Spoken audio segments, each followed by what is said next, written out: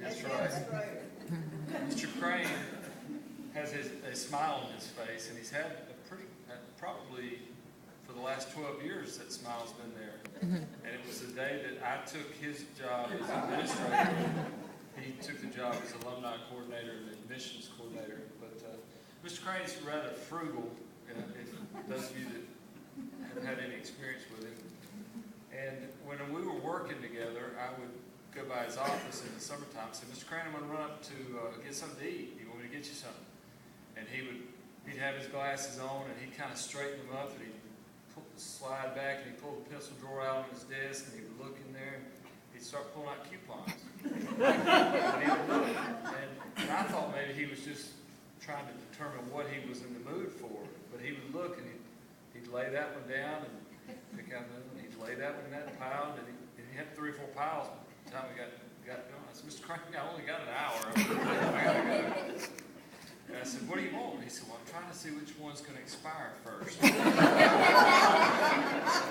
he'd give me the one, and it would be a buy one, get one free. And I thought, that being gracious enough that I was going to go and use my gas to drive and get food, but surely he'd give me the free one. I'd get back, and he'd say, now we'll just split that money. We would. I'd have to split a free meal with him. Yeah, I know. Poor Miss Phyllis has never eaten a meal of her own. She's had to share meals with her.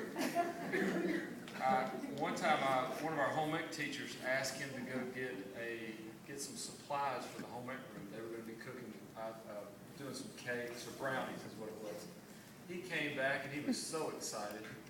And I said, Mr. Crane, what's going on? He goes, Mike, I found a brownie mix. You don't even have to have eggs. 1 egg versus 2. That's what it was. Thank you, Ms. Hall.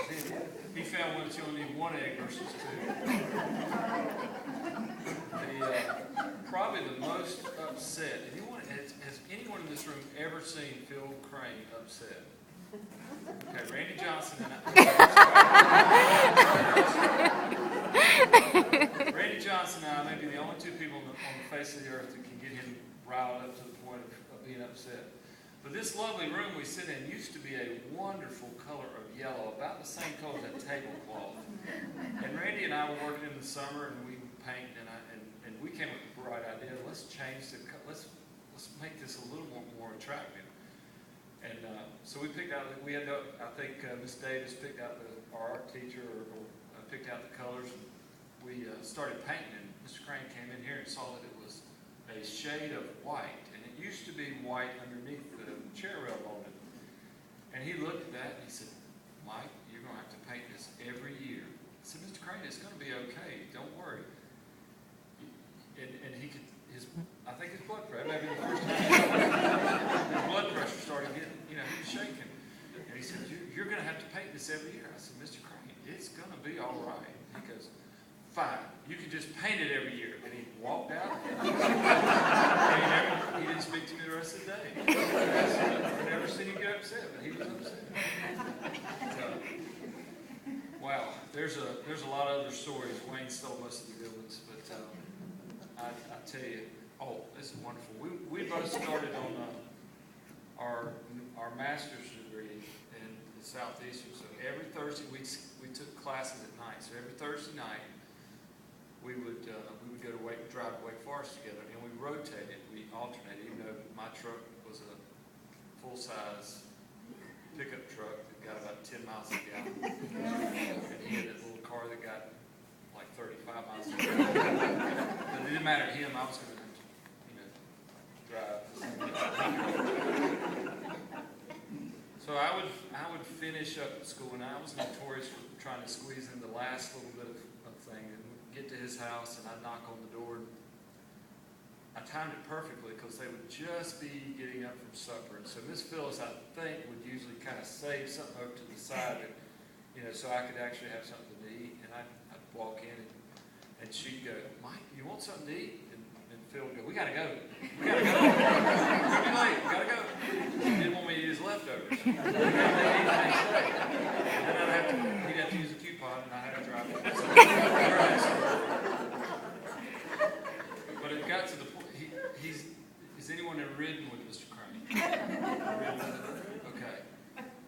Dale Earnhardt is not, he's not a fast driver, but what would happen is because we were running late, he would have to drive faster and faster each time.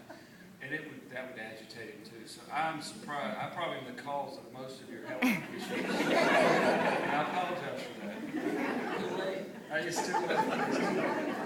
But I love you, Mr. Crane, and as I think Dawn said it, I have a difficult time calling you Phil, because you're Mr. Crane to me. You're my Bible teacher. You have been a great mentor to me, and there's a picture that cycled through here several times, and you see Mr. Crane with this kind of thing going on, and that is exactly the look I always remember. I'd go into his office and ask him something, and he'd kind of lean back in his chair and kind of cover up his mouth, because I guess he was trying to figure out if I was going to, if I was going to leave, if he did that long enough. He said, I'll get back to you.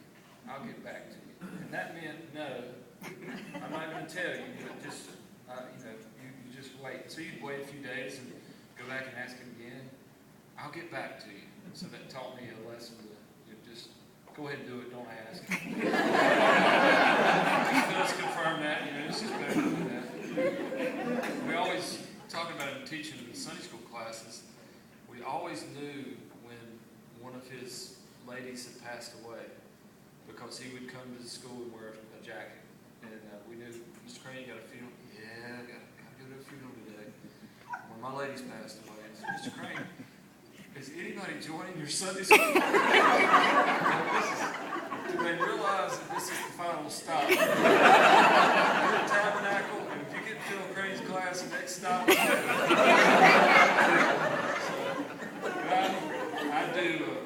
I'm very thankful for you. The Lord put you in my life, and that you gave me an opportunity, just like Dawn said, to be a part, and Wayne as well, to be a part of this school as a faculty member.